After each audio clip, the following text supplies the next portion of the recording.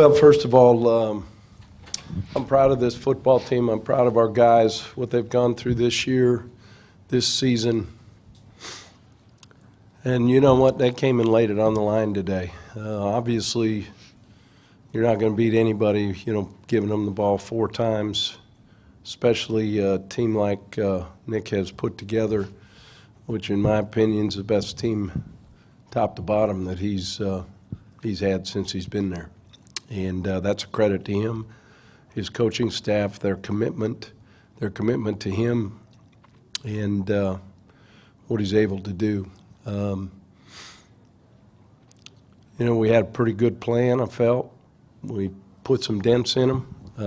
Would have liked to pounded that one in there or realize maybe take the field goal, get it to a 2-score game. But at that point, I felt momentum-wise, if we could, bang one of those in there, and I don't know what they were at, 33 or something like that. I felt we could maybe get them puckered up a little bit. And I will tell you this, I didn't come here to be close. We came here to be champions of the SEC. That's what you do when you're at the University of Florida. That's the expectation. I understand that. And, I'm proud of those seniors that chose to come back. I thought what Jared Davis did today was fantastic.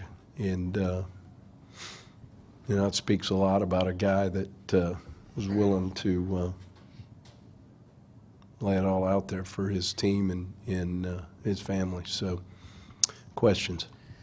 Okay, if you have a question, please raise your hand, and we'll get a floor mic to you. Let's start right in the front on the left. Go ahead. Hey, Coach. Hey, Robbie. Coming in, you knew you had to take care of the football. What happened with the turnovers there in the first quarter? Was it almost bad reads, a bad decision? Yeah, I think the first one,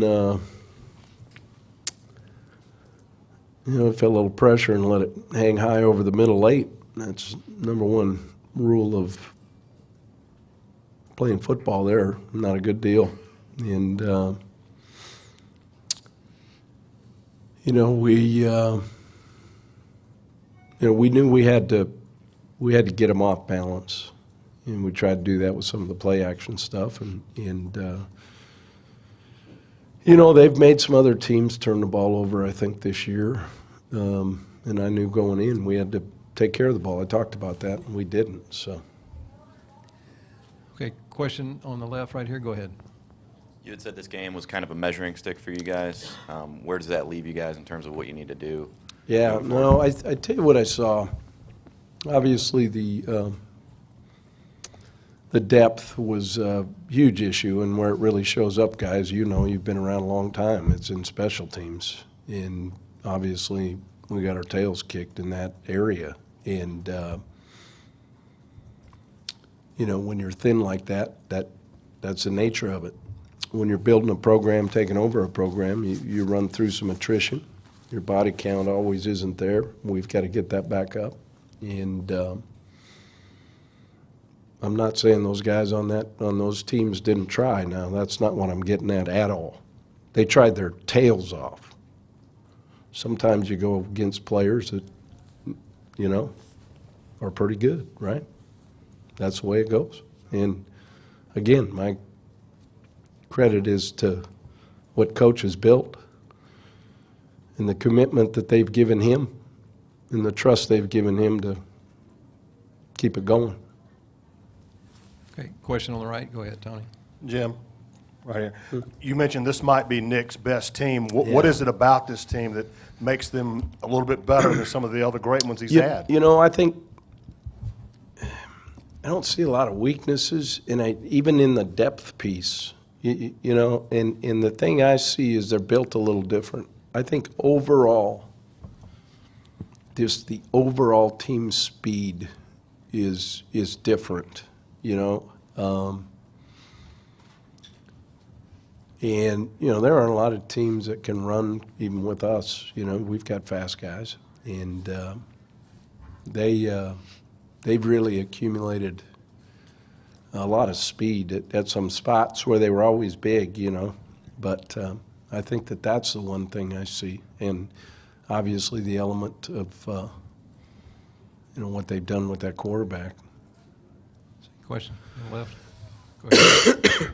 Coach, what was the feeling on the sideline after that first drive that you guys took it right down the field? I think it was 10 plays. Hey, and I think, and then, defensively, what they have 6 plays, 0 yards or something there, in a couple series. Our guys, but trying to, you can't, when that happens, when, you shoot yourself with the turnovers and then they're getting cheap points, which got them into the game. But with that being said, our guys came here to win, and I think it showed. Do you have a follow-up? Moving forward, how imperative is it to, Appleby and Del Rio were, I guess, sort of stopgap quarterbacks to develop a quarterback? Yeah, something we got to do, and we got to make sure it happens sooner than later. And that's my responsibility, and it'll get done. Okay, down front on the right. Jim, going off of that, this month for the bowl game that you guys are going to be in is going to give you an opportunity to potentially maybe get one of the freshmen ready. Is that something that you would consider, or is it too late to burn a red shirt this late in the season? I haven't really, that's one of those deals I think we have to sit down with them and their parents and handlers and all that, I'm not sure it's fair, but at the same time, I know they want to play. So we'll see. And then whether it's one of those guys or even some of the younger players, you talk about developing depth and trying to build for the future. How do you weigh that, getting ready for this bowl game, where you maybe want to play the guys that give you the best chance to win, but also kind of set yourself up for the future and get some young guys?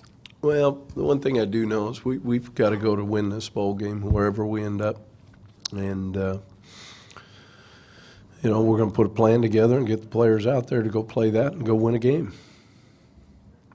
Question on the left aisle. Yeah, just how critical is the bowl game to come out and put out a good performance in that game? Yeah, I think it's good. We obviously open up with a big opponent next year in Dallas.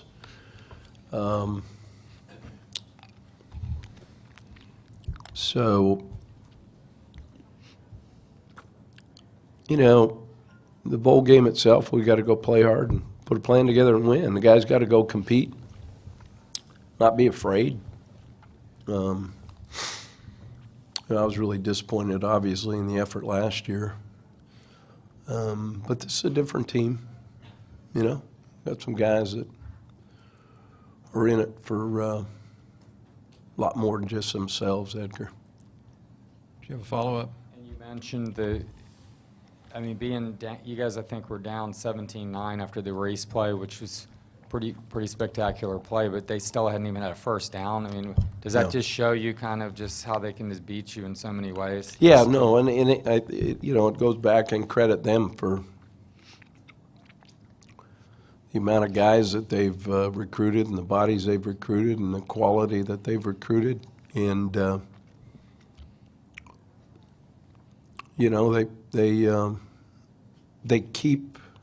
they never slow down in anything they do as an organization.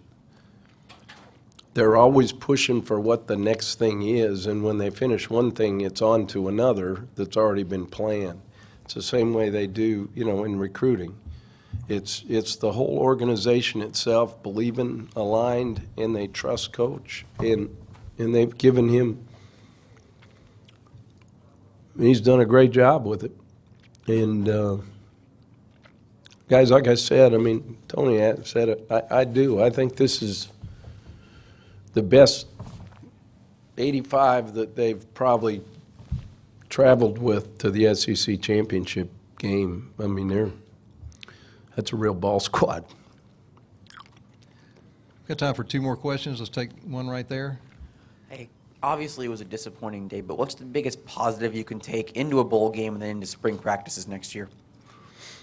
Well, there's a lot of positives when you look back at the expectations that were there that weren't much for this team, right? And as I told them, they just got to close out the noise.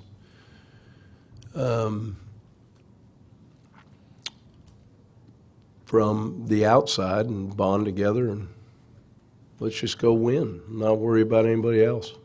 So, Last question right here on the aisle. Commitment to the program has been a big theme this week for you. Are there any specific steps you'd like to see taken in your own program to get you to the next level? I'm just happy to be here and coach my tail off with the guys we got. It is what it is. I mean, you guys have been there. You see it. So, I mean, I'm proud of this football team because I know what they've been through. And they're a good group of guys that play their tails off for the Gators. And I'm proud of them. Thank you, Coach. Thanks.